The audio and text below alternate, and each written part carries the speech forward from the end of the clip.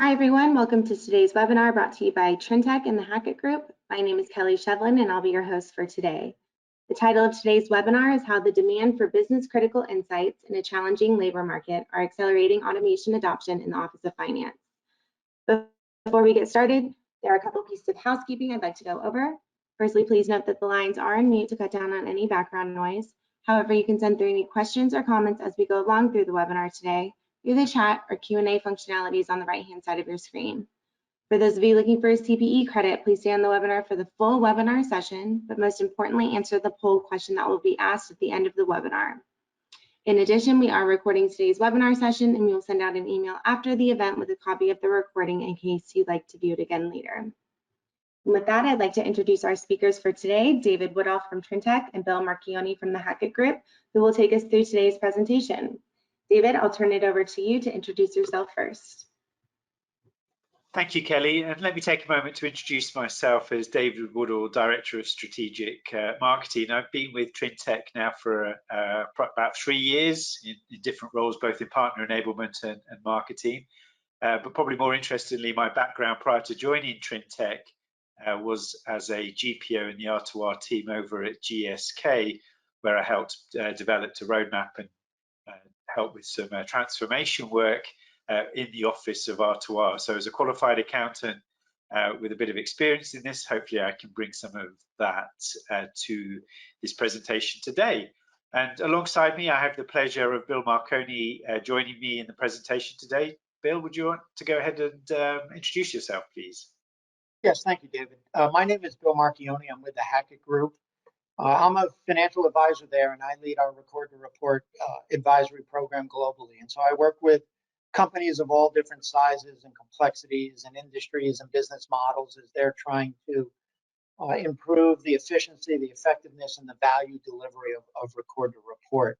My career for the last 25 years, plus or minus, has been accounting and finance in one way, shape, or form. So I started out in Big Four auditing, moved into Big Four consulting, really office of the CFO, finance transformation work, ERP, implementations, process redesign, working capital management, close optimization. And then my industry experience, I had controllership and vice president of finance leadership positions in energy and consumer packaged goods before joining Hackett, and I joined Hackett about 15 years ago. I would like to take a moment and tell you a little bit more about the Hackett Group and who we are and what we do. The Hackett Group is a global business advisory firm that helps organizations improve the efficiency and effectiveness, the operational excellence of their G&A functions. So that's finance, HR, IT, procurement, corporate services. Again, I'm in the finance space, and any of the information I talk about today will be related to finance and more specifically to Record to Report. But we got into the data business over 30 years ago. And in the course of that time, we have conducted over 20,000 benchmark studies. We have over 40,000 metrics that we actively track. And what that means is we have a lot of quantitative insight. We have a lot of very objective insight in terms of performance. So what is it that leading organizations are doing? Not only what are the metrics telling us, but what do we know about their best practices, their organizational alignment, their service delivery model that allows them to achieve and sustain differentiated performance. The organizations we work with are cross-industry, complexity, business model.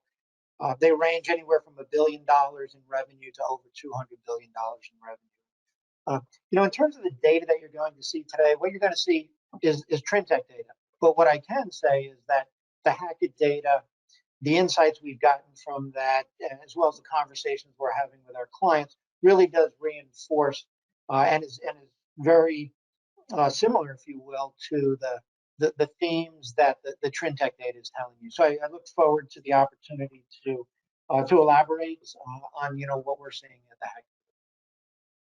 Thanks, Bill. So I think we should, between our two organisations, get some good insight into the challenges and some potential next steps for our finance colleagues in the industry. So in terms of today's agenda, we're going to be highlighting our recent financial close benchmark report results that uncover the biggest challenges and risks that organisations are facing in the financial close process today. the maturity of automation in the Office of Finance, and how you can make the business case for change. So let's begin with an overview of our research. Before we get into the survey data, I'd just like to give you a quick overview of the research we conducted. Trintech surveyed over 160 finance professionals around the globe in the first half of 2022. This included organizations from both mid-market to large enterprise across multiple industries and job titles. So the first question was, probably no surprise, was what has been the biggest challenge over the past 12 months concerning your financial close? Top two challenges were meeting deadlines alongside time pressure and providing analysis to gain business critical insights, which are both consistent challenges finance teams have been facing for a number of years. What is interesting that when we look at our year-on-year data is that the reduced team size moved up to be one of the top three challenges now. The war on talent has become an increasingly bigger challenge, and we'll dig into this a little further. It is also interesting to note that remote work has now decreased year on year, highlighting how teams have learned to adapt to a virtual or hybrid way of working. Bill, what are your views on these results? Yeah, David, when we look at the first two, the meeting the deadlines / time pressure and providing analysis and critical insights, they're actually very related, and it has to do with expectations. And one of the things that we see with the clients that we work with, and again, we do a lot of measurement year over year, we can tell, what the trends are. And this is a broad statement, but it's factually true. Most companies are getting better at what they do. If you look at where they were 5 years ago or 10 years ago, they're just better. The problem is the expectations are much higher. The expectations of our internal customers, they want more insightful data than they've ever asked for before. They want it quicker. We used to be able to just provide, this is what it was against budget, this is what it was against, last month. That doesn't work anymore, right? And if you think about the internal customers that we support, you've got general managers, people are running businesses. You just look around what's today over the last couple of years, right? There are macro level changes. You got, geopolitical uncertainty.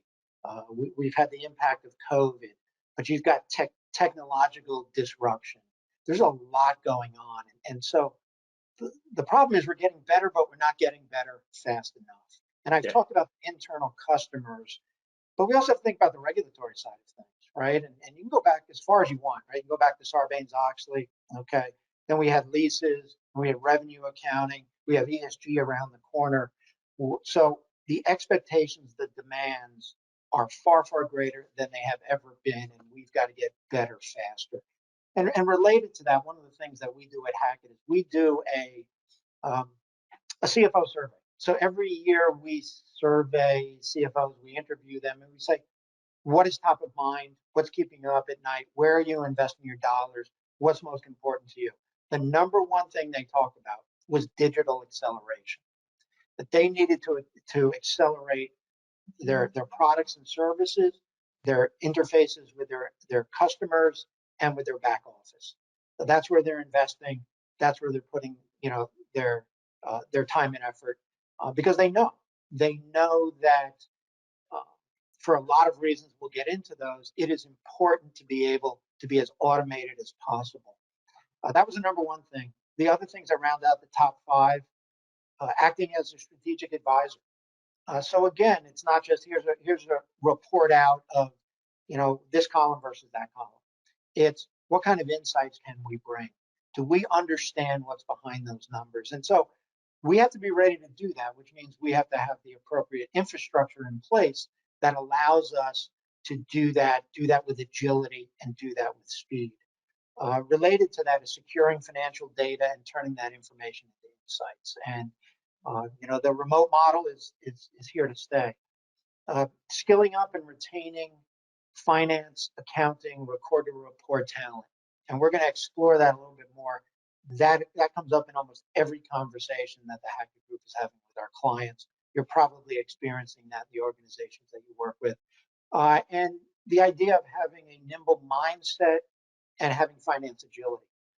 Being a well-performing, high-performing finance organization today does not mean you're going to be ready, for 2 years or 3 years down the road. And we have seen that quantitatively, where organizations have done very well and they check the box and said, hey, we're in great shape here. And 2 or 3 or 4 years later, they get caught flat-footed. So this whole concept of being agile is critically important. I think a little more specific to the couple of other things that you mentioned, David, one of which is reduced team size. And we probably have a bundle of things going on here, right? I mean, but I think part of what's playing into it is the inability to recruit. And we see a lot of organizations who are understaffed, or if they're staffed, they realize we don't have a lot of tenure. We've had that much turnover. And so you begin to say, well, wait a minute, my legacy staffing levels worked in a legacy environment, but that's not where we're at today. I've got to do something. So that factors into what we heard before is around the whole digital acceleration. And related to that, leading organizations are essentially sitting there and saying, can I get to a touchless close? Or something that approximates that? Or what's the art of the possible? And that's where their thinking is. And I think that's where we will be over the next several years. And just one last comment, because I did mention something about, working remotely. And 90% of the organizations that we polled said that the hybrid model is here to stay. Now, there's going to be variations around that hybrid model, but that also impacts how are we going to communicate? How are we going to know what's going on throughout the close process? How much of this can I automate? So, those, David, are some things that jumped out on this slide, but I look forward to kind of elaborating on those as we go through some of the other material that you have.